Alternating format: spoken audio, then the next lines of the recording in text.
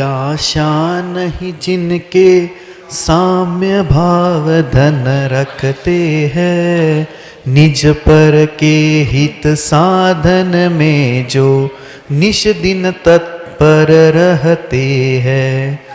स्वार्थ त्याग की कठिन तपस्या बिना खेद जो करते हैं, ऐसे ज्ञानी साधु जगत के दुख समूह को हरते हैं।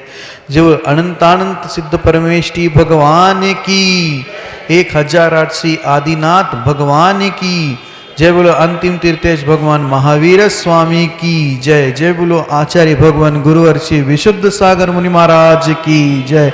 जय बोलो मुनि श्री सुप्रभ सागर जी महाराज की जय। जय मुनि श्री नगर गौरव प्रणत सागर जी महाराज की जय।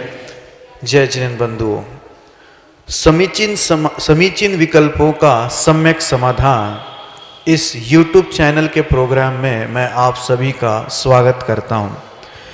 यह अनुपम प्रोग्राम, यह अनुपम कार्यक्रम शाम को 5:13 पे YouTube चैनल सुप्रभ वाच में प्रसारित होता है।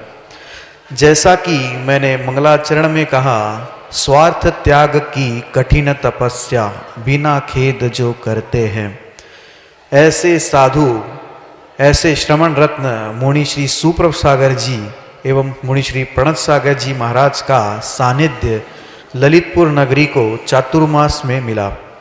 इसी चातुर्मास में यह कार्यक्रम की शुरुआत हुई। इस कार्यक्रम से देश विदेश विभिन्न अंचलों से सम्यक समाधान प्राप्त करने के लिए समीचीन विकल्प प्राप्त हुए। और मैं आपको बताते हुए बहुत हर्षित होता हूँ कि बहुत जगह से लोगों का फीडबैक भी आया है कि वो बहुत आनंदित है जो सम्यक समाधान उनको उनके समीचीन विकल्पों का प्राप्त हुआ है। इस कार्यक्रम की श्रृंखला को आगे बढ़ाते हुए मैं मुनि श्री प्रणत सागर जी महाराज के चरणों में बारंबार निवेदन करता हूँ एवं मुनि श्री से अनुरोध करता हूँ कि वह आज का यह कार्यक्रम को गति प्रदान करे। नमोस्तु नमोस्तु नमोस्तु। ओम नमः सिद्धेभ्यः पंच परमेष्ठी भगवान की परम पूज्य आचार्य भगवंत गुरुवर विशुद्ध सागर जी मुनि महाराज की, परम पूज्य मुनि श्री सुप्रभ सागर जी महाराज की,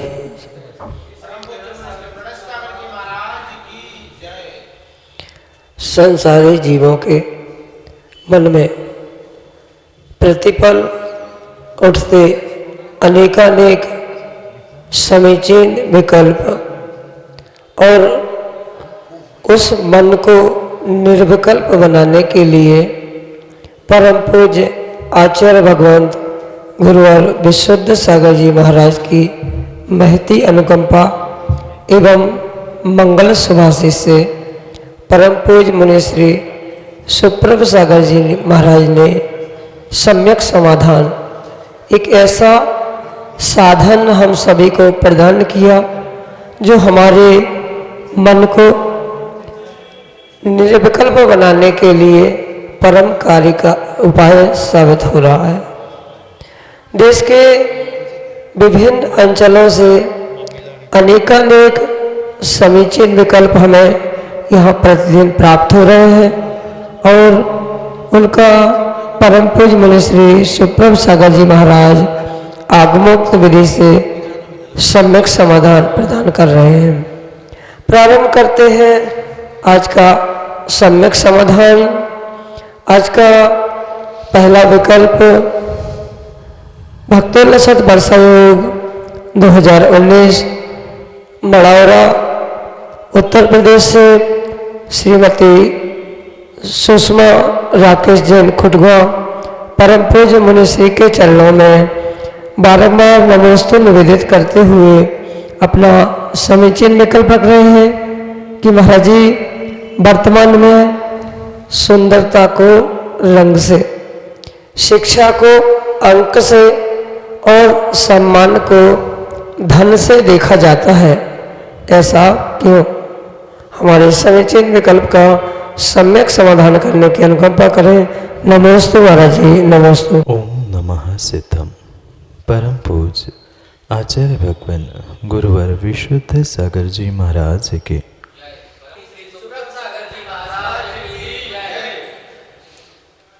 आज की इस भौतिकता की चकाचौंध में बहुत सारे कार्य मात्र दिखावे के लिए हो चुके और उस दिखावे के ही चक्कर में बहुत सारे वस्तुओं की परिभाषा ही जीवों ने बदल दी।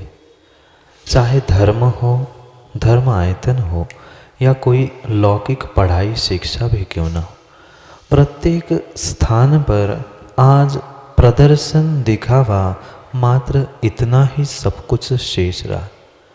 धर्म के ही विषय में नहीं अपितु पढ़ाई हो या लौकिक दृष्टि से कोई सांसारिक कार्य भी क्यों ना हो, प्रत्येक स्थानों पर दिखावा प्रदर्शन इसको ही बहुत अहमियत दी जा रही है। और यही कारण है कि जो आपने ये विकल्प पूछा है, सुंदरता को रंग से, विद्वत्ता को अंक से और प्रसिद्धि को धन से प्राप्त करना, ये मात्र एक दिखावा बन चुका है। क्योंकि ऐसे भी जीव वर्तमान में हैं जिनके पास उनके सर्टिफिकेट पे, मार्क लिस्ट पे अंक नहीं हैं, पर फिर भी जितने अंकधारी है वह उनसे भी कई अधिक होशियार, कई अधिक ज्ञानी दिखाए। आज के परिप्रेक्ष्य में अगर शिक्षण प्रणाली को हम समझे तो अधिकांश शिक्षण संस्था और प्रणाली, मेरा किसी व्यक्तिगत किसी से आक्षेप नहीं है, पर वास्तविकता में कई स्थानों पे हमें देखने मिलता है कि जो वर्तमान में भौतिकता के इसमें आज जो दौड़ चल रही है कि 99%, 98%, पहले 60-65% आते थे तो भी व्यक्ति बहुत खुश होता था। आज 99 आने पर भी घर आने पर माँ बेटे को डांटती, 100 क्यों नहीं ला। ये मात्र एक वर्तमान की हमारी एक मानसिकता बन चुकी है और उस मानसिकता के कारण हमने सब परिभाषाओं को बदल के रख दिया। पहले जब शादी विवाह भी होते थे तब रूप रंग नहीं देखा जाता था, उस कन्या का, उस बेटी का जो चलन, उठना बैठना आदि क्रियाएं थे, उसका खाना परोसना, उसका खाना बनाना, उसका वह उठना बैठना चलना आदि सब कुछ देखकर उसके स्वभाव का बोध किया जाता था। पर आज वर्तमान में फेसबुक के द्वारा उस दूसरे के फेस देखकर, रूप रंग देखकर एक दूसरे के जीवन का निर्णय करते हैं और इसी कारण से आज जितने भी यह संबंध टूट रहे हैं वैवाहिक, उसके पीछे कारण यही है, उन्होंने मात्र रंग देखा, रूप देखा, भीतर की उनकी वास्तविक जो स्वरूप था या उनका जो अंतरंग का गुण था उसको नहीं परख पाए। ये पूर्व काल की परंपरा थी। जब बेटी का संबंध या बेटे का संबंध करने जाते थे तो कन्या कैसे चल के आ रही है, उसका चलना, पैर कैसा रख, क्योंकि आगम में इसके विषय में परिपूर्ण व्याख्यान है कि इसकी विहायोगति कैसी होनी चाहिए, खाना परोसते समय कौन कौन से चम्मच से कहाँ पर तरल पदार्थ, कहाँ चटनी, कहाँ पापड़, ये सब कुछ रखने के पीछे विवेक देखा जाता था और फिर शादी ब्याह के संबंध संपन्न किए जाते। पर आज की देख चकाचौंध में रूप देख लिया, चेहरा देख लिया, पसंद हो गया, चटमंगनी पट गया, अब बाद में रो रहे हैं। इसलिए यह भी किंचित भी योग्य नहीं है। सुंदरता का कहीं भी मापदंड रंग नहीं होता। कोई ऐसे भी होते हैं जो काले कलूठे होने पर भी बहुत सुंदरता से युक्त होते हैं, क्योंकि देखना सर्वथा हम ऐसा नहीं करते कि रंग को ही प्रधानता दी जाती है। अगर लौकिक दृष्टि से आपने कहीं विश्वस्तरीय सुंदरता प्रतियोगिता आदि भी देखी होंगी तो वहाँ पर मात्र बाहर के रंगों को नहीं, भीतर के टैलेंट को मुख्यता दी जाती है।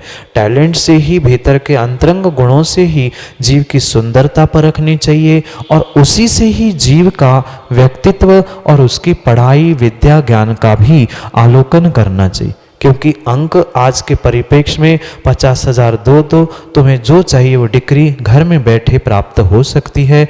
बहुत सारी ऐसी डिग्रियां वर्तमान में हैं, कॉलेज यूनिवर्सिटीज़ भी ऐसी है कि जहां पर तुम्हें एक वर्ष भी, एक महीने भी कॉलेज स्कूल जाने की आवश्यकता नहीं है।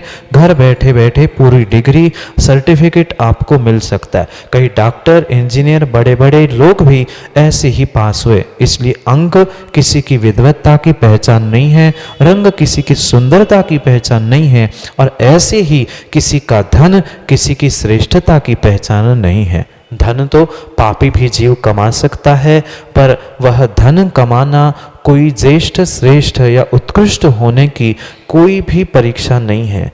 जो धन वर्तमान में जीव के पास है, वह जीव के पूर्व के पुण्य के नियोग से उसे वह धन संपत्ति प्राप्त हुई है, पर वह धन का किस प्रकार से उपयोग कर रहा है उसको भी समझना आवश्यक। क्योंकि आगम में एक बहुत अच्छी बात कही है, जिसके पुण्य का उदय है जरूरी नहीं है वह पुण्यात्मा है, पर जो पुण्य कार्यों में प्रतिदिन लगा है, आगम के परिप्रेक्ष्य में आचार्य भगवान उसे पुण्यात्मा कहते हैं। जो पुण्य का भोग भोग रहा है, चाहे धन का हो, रूप का हो या अन्य किसी का हो, पुण्य भोगने वाले को पुण्यात्मा नहीं, अपितु आने वाले समय में जो पुण्य को प्राप्त करने वाला है, पुण्य क्रियाओं में जो वर्तमान में लगा है, ऐसे जीवों को ही पुण्यात्मा कहा है। पुण्य से, धार्मिकता से, उसके अंतरंग टैलेंट से ही गुणों की पहचान हो, रूप की, उसके सुंदरता की, उसके ज्ञान की और उसके श्रेष्ठता की पहचान बहिरंग गुणों से नहीं अपितु अंतरंग लक्षणों से हो। यही वास्तविक आगम के परिप्रेक्ष्य में आपके लिए समाधान है। ये भौतिकता जो हो रही है, देखा सीखी, प्रदर्शन और कथनचित काल के दोष से, हमारे परिणति और परिणामों के दोष से हो रहा है, उसे टालना असंभव नहीं है, पर कठिन जरूर है। अगर हम स्वयं से ही निर्णय करके स्वयं को, अपने परिवार को सुधारने का प्रयास करें, तो हमें दूसरे को समझाने की या उत्तर देने की आवश्यकता नहीं होगी। यही आशीष के साथ समाधान। प्रणव जैन, डोंगरा, ललितपुर, उत्तर प्रदेश से परम पूज्य मुनिश्री के चरणों में बारंबार नमोस्तु निवेदित करते हुए अपना समीचीन विकल्प रख रहे हैं कि महाराज जी, शक्कर के हाथी, घोड़ा आदि बनाने खाने में दोष लगता है क्या? हमारे समीचीन विकल्प का सम्यक समाधान करने की अनुकंपा करें। नमोस्तु महाराज जी, नमोस्तु। त्रियंचों के आकार की खाद्य सामग्री, जिसे गढ़िया, गुल्ला आदि कहते हैं, वह परिपूर्ण रूप से किसी एक श्रावक को खाने योग्य या प्राप्त करने योग्य नहीं। कितना ही जीव, उसमें व्यक्ति कुछ अन्य सोच के भी उसे ग्रहण कर रहा है, पर आकार तो तिर्यंच का ही है। तिर्यंच हो, कहीं और चेहरा बना हो, किसी भी प्रकार की, क्योंकि मात्र घड़िया, गुल्ला ही नहीं, आजकल बहुत सारी ऐसी टॉफियाँ भी आने लग गई है जिसमें चेहरे का आकार, तिर्यंचों का आकार, बिस्किट्स भी आने लग गए। ये सब कुछ एक योग्य श्रावक को त्याग करने योग्य ही वस्तु है। मिठाई खाना है या शक्कर, बिस्किट, मिठाई, टॉफ़ी भी खानी है तो बहुत अच्छी बात है, खाए ही ना, पर फिर भी कम से कम त्रियंच को खाने रूप परिणाम तो ना, क्योंकि कितना भी आप अनुभव किया हो आपने, नहीं हो, पर यह परम सत्य है। हमने भी देखा है, जब वह बालक उन घड़िया, गुल्लाओं को या बिस्किट को खाते तो यही कहते हैं, देखो मैंने घोड़े को खा लिया, मैंने हाथी को उठा लिया। ये भले ही उस समय उसे उतना विवेक नहीं है, 8 साल के पहले अगर वह बालक ऐसे कार्य कर रहा है तो उसका पाप माता पिता को भी लगेगा। ये माता पिता का कर्तव्य है, उनको 8 वर्ष तक संभाल के रख। उसके आगे भी वह अगर ऐसी सामग्री का वो सेवन कर रहा है तो उसको तो दोष लग ही रहा है, पर कहीं ना कहीं माता पिता के संस्कारों की भी कमी। इसलिए यह किंचित भी एक उत्कृष्ट श्रावक समझदार व्यक्ति को ग्रहण करने योग्य वस्तु नहीं है। आकार चाहिए ही था तो बहुत सारे ऐसे सुंदर आकार हो सकते हैं जिसको हम बनाकर ग्रहण कर सकते।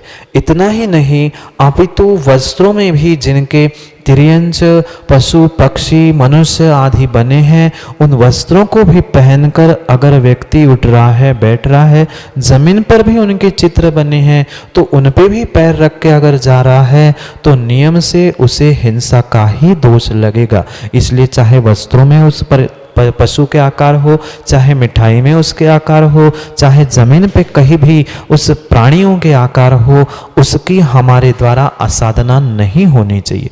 उसके निमित्त से हमें जीव की तिर्यंच की आसाधना का ही दोष लगेगा, साथ साथ पुद्गल की आसाधना का भी दोष लगेगा।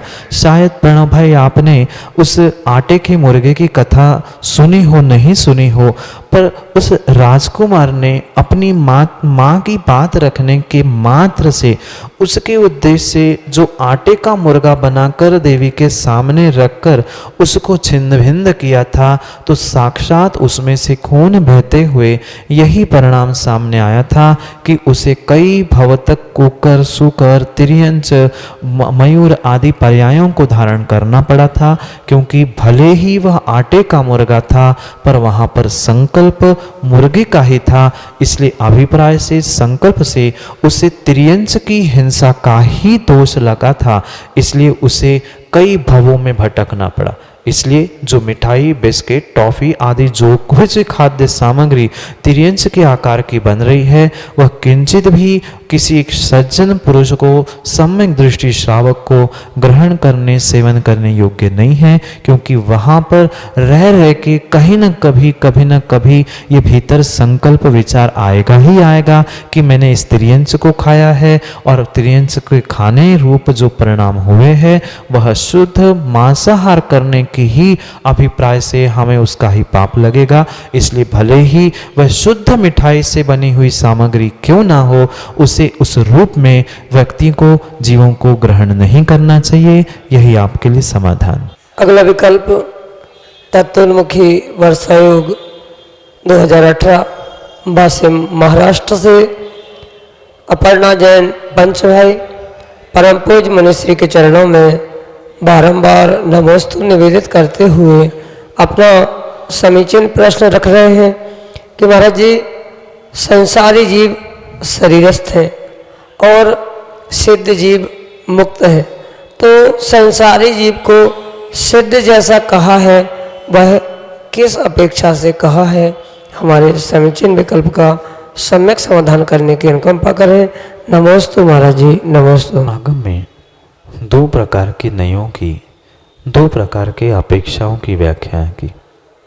एक द्रव्यार्थिक नय, एक पर्यार्थिक नय, एक निश्चय नय और एक व्यवहार नय।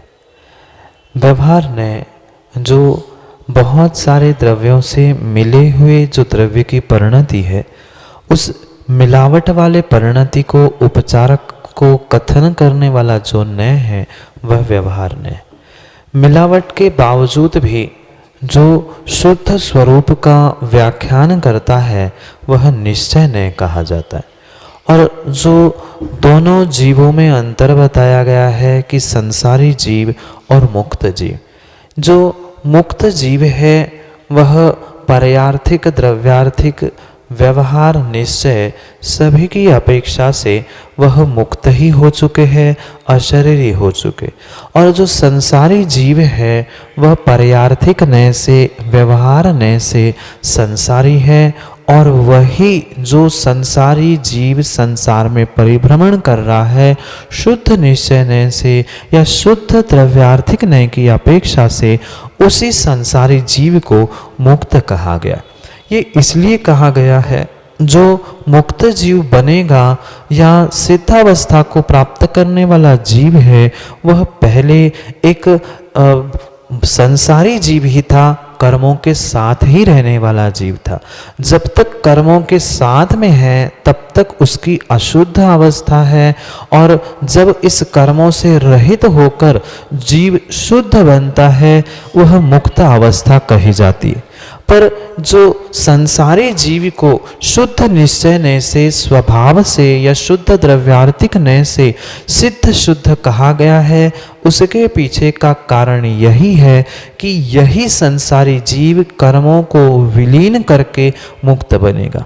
और एक आगम के परिप्रेक्ष्य में जो कुंद स्वामी कहते हैं कि अनेक द्रव्य मिले होने पर भी अपने स्वभाव को नहीं छोड़ते। यह जो द्रव्यार्थिक नय की अपेक्षा है, इस अपेक्षा से भी परस्पर एक दूसरे में जीव पुद्गल अनादि से मिले होने पर भी, जो ये विभाव अवस्था को प्राप्त होने के बावजूद भी जीव जीव है, पुद्गल पुद्गल है। दोनों का संश्लेष संबंध होने के बाद भी किंचित भी जीव पुद्गल रूप नहीं हुआ, पुद्गल जीव रूप नहीं हुआ, ना होगा। इस ना हुआ ना हुआ होगा ना है, इस अपेक्षा से सिद्ध भगवान जैसे हमारी आत्मा की, भगवान आत्मा की परिणति है। कीचड़ में रहकर भी सोना सोना है, कीचड़ कीचड़ है। ऊपर से जरूर सोने के ऊपर कीचड़ लगी है, पर फिर भी सोना भिन्न था, कीचड़ भिन्न था। ये जैसे द्रव्यार्थिक दृष्टि है, ऐसे ही इस तन में, इस संसारी अवस्था में जो शुद्ध जीव है वह कर्मों से रहित ही था, रहित ही है।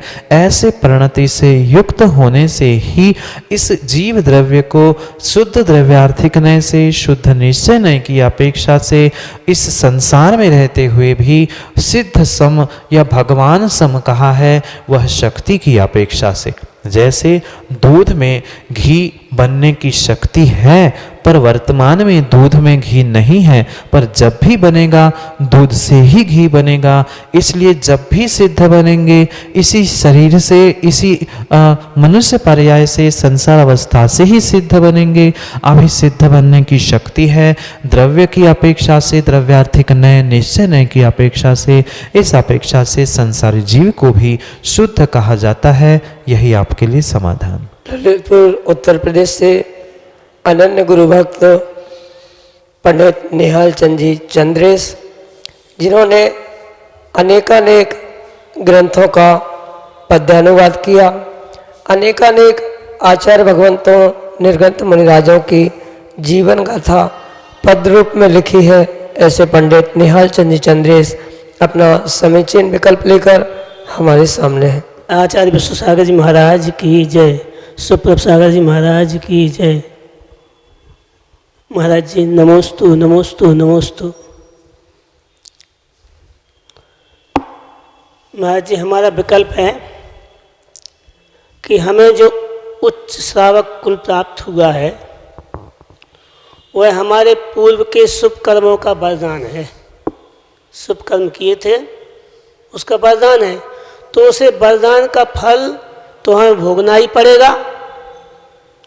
तो उसे क्यों ना हम सम्यक प्रकार से भोगें, उसकी अवहेलना क्यों करें।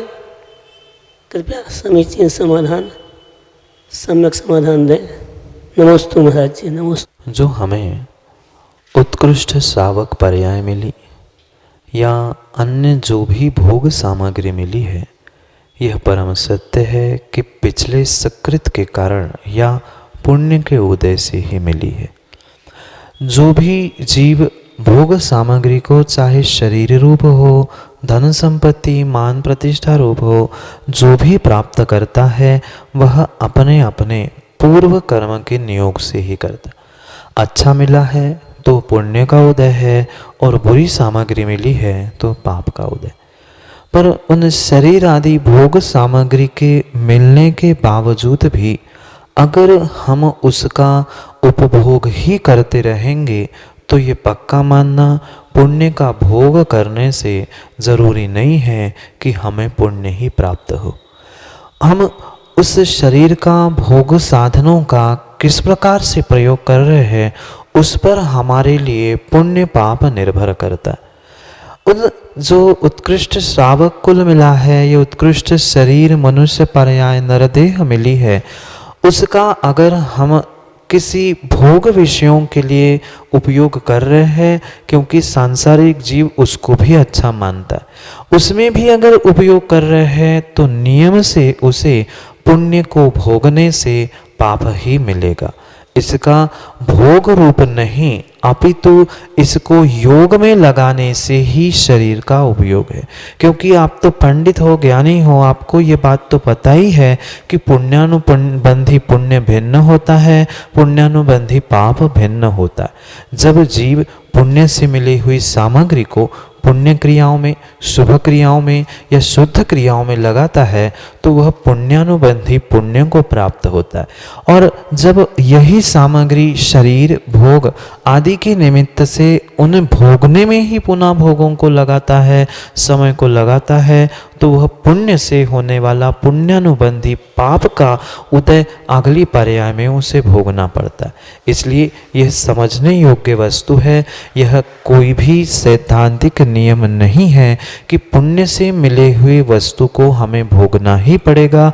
जो साधन मिले हैं उसको भोगना ये कोई नियामक नहीं है।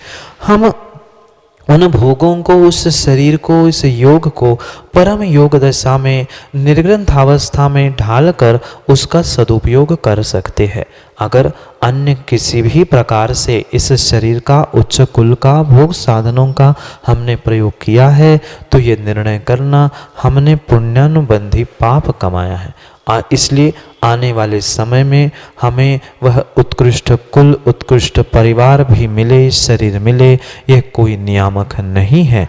इसलिए जो उत्कृष्ट साधन मिला है, उत्कृष्ट शरीर, उत्कृष्ट पर्याय, उत्कृष्ट कुल मिला है, उसका सदुपयोग करके हमें उसको उत्कृष्ट मार्ग यानी मोक्ष मार्ग पर लगाना, यही एक श्रावक का सम्यक पुरुषार्थ हुआ करता है। इसलिए जो ये आपका विकल्प है कि जो हमें मिला है वो तो पुण्य से मिला है ना, हाँ ये परम सत्य है, पुण्य से मिला तो है, पर पुण्य का भोग करने से, जैसे अक्सर मैं एक दृष्टांत देता हूँ, गुरुजी से ने जो सुनाया था, एक अगरबत्ती है, भले ही अगरबत्ती दुनिया के लिए, घर परिवार के लिए सुगंध दे रही है, पर अगरबत्ती के पास जाकर अगर आप देखो तो वहाँ पर आपको मात्र राख ही जली मिल जाएगी। ऐसे ही पुण्य से मिली हुई वस्तु का हमने दूसरों के लिए दिखाने के लिए अन्य किसी भी प्रकार से प्रयोग किया है, दूसरों के लिए तो वह सुगंध अवश्य देगी, पर वह अपने स्वयं के लिए राख ही बनकर काम में आएगी। इसलिए उसकी राख बनानी है कि उससे पुनः और कुछ सदुपयोग करके हमें अपने जीवन को बदलना है, यह स्वयं का निर्णय है। मिली हुई वस्तु को भोगना यह कोई साधना नहीं है। पुण्य को, पुण्य से प्राप्त वस्तुओं को योग में लगाकर, अपने कल्याण मार्ग में लगाकर उसका सदुपयोग करना, यही एक सज्जन पुरुष के लिए, सम्यक दृष्टि के लिए नियामक हुआ करता है। यही कारण है कि इसको भोगना नियामक नहीं है, अपितु आप उसका सदुपयोग मोक्ष मार्ग पर लगाकर भी कर सकते हैं। भी नहीं, मैं तो कहता हूँ मोक्ष मार्ग पर चलना ही एक श्रावक का, एक उत्कृष्ट जीव का लक्ष्य होना चाहिए और उसे आप शीघ्र ही प्राप्त करें। यही आशीष के साथ आपका सम्यक समाधान। जय जिनेन्द्र बंधु, अपन सभी अभी उपस्थित श्रावकगण एवं ऑनलाइन के माध्यम से जुड़े हुए श्रावकगण लाभ ले रहे थे सम्यक समाधान का। यह अनुपम कार्यक्रम समीचीन विकल्पों का सम्यक समाधान यूट्यूब चैनल के सुप्रभुवत चैनल से प्रतिदिन शाम को 5:13 पे प्रसारित होता है। आप इसका यूट्यूब के माध्यम से एवं फेसबुक के माध्यम से इसका लाभ ले सकते हैं। फेसबुक पे सुप्रभुवाच या मुनिश्री सुप्रभ, श्रमण श्री सुप्रभ सागर जी नाम से पेज है, उस पेज के माध्यम से आप इसका लाभ ले सकते हैं। आप यह जानते हैं कि यह एक प्रकार का स्वाध्याय ही है, तो जो आपको मन में शंकाएं मुनिश्री अपने मुखारविंद से इसका समाधान करते हैं। आपको सामाजिक हो, आध्यात्मिक हो, परमार्थिक हो, कोई भी विकल्प सता रहे हो, उस विकल्प के कारण आपके मन में हलचल मची हो, विकल्प खड़े हो रहे हैं, आपको कुछ समाधान चाहिए उसका, आप हमें अवश्य एसएमएस, व्हाट्सएप, ऑडियो टेक्स्ट या ईमेल के माध्यम से आप हमें अपने समीचीन विकल्प भेज सकते हैं। मैं आपके सुविधा के लिए एक बार फिर से यह नंबर दोहराता हूँ जो नीचे पट्टी पे चल रहा है, एक बार फिर से आपके सुविधा के लिए मैं दोहरा रहा हूँ। 8707548811 एक अन्य नंबर है 7415306441। अन्यथा एक ईमेल भी है samyak.samadhan@gmail.com। इस माध्यम से ये जो तीनों आपको माध्यम दिए गए हैं उसके द्वारा आपका जो समीचीन विकल्प है वो हमारे तक भेज सकते हैं और हम इसको एक साथ कंसोलिडेट करके मुनि श्री प्रणत सागर जी के माध्यम से अब मुनि श्री सुप्रभ सागर जी के मुखारविंद से हम उसका सम्यक समाधान सुन सकेंगे। तो आज का यह कार्यक्रम मैं यही विराम करता हूँ और मुनि श्री के चरणों में जो ऑनलाइन श्रावक जुड़े हैं, जो उपस्थित श्रावकगण हैं, उन सभी के द्वारा उनके द्वारा नमोस्तु करते हुए आज के कार्यक्रम को विराम देता हूँ। नमोस्तु नमोस्तु नमोस्तु।